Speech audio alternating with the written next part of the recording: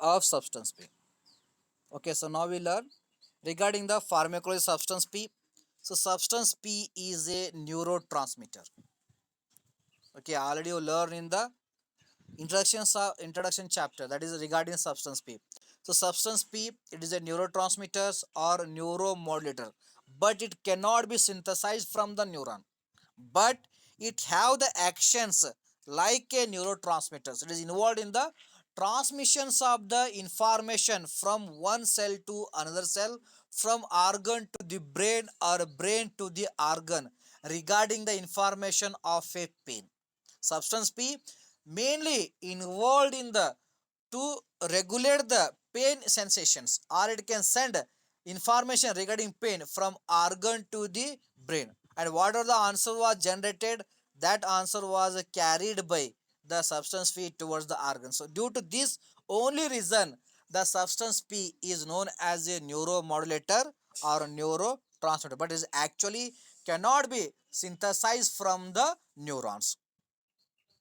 Regarding introduction, so a substance P, it is also denoted as SP.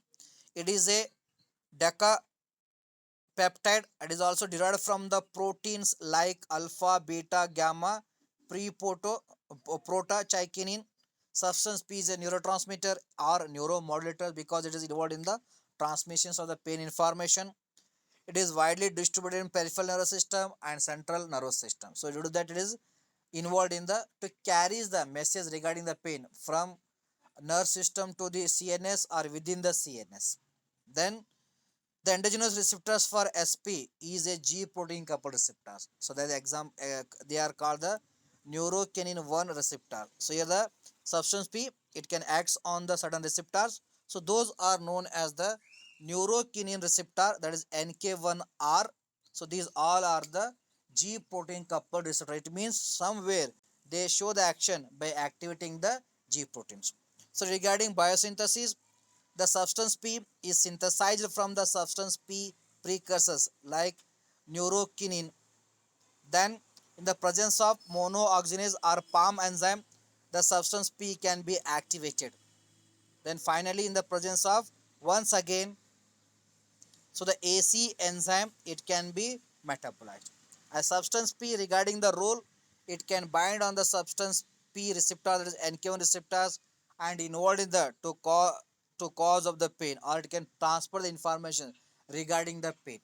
Then as well as substance P play important role to cause the all signs and symptoms of the inflammation, and through a CNS it is involved in the vomiting and mood disorders, and it is also play important role in the anxiety and stress and wound healing, as well as it is involved in the allergy and dermatitis. It means if any analog, if any drug they inhibit the substance P means, so that drug is beneficial for treatment of the pain or inflammation, or that control the mood disorders or vomiting, anxiety, stress.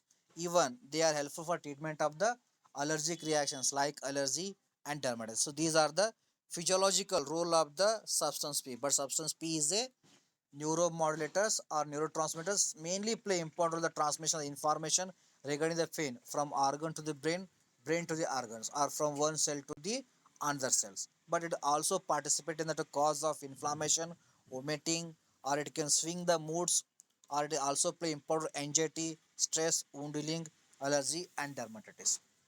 Okay, so that's why the substance P or neuromodulators are also having the various physiological roles. Okay, so thank you, dear students.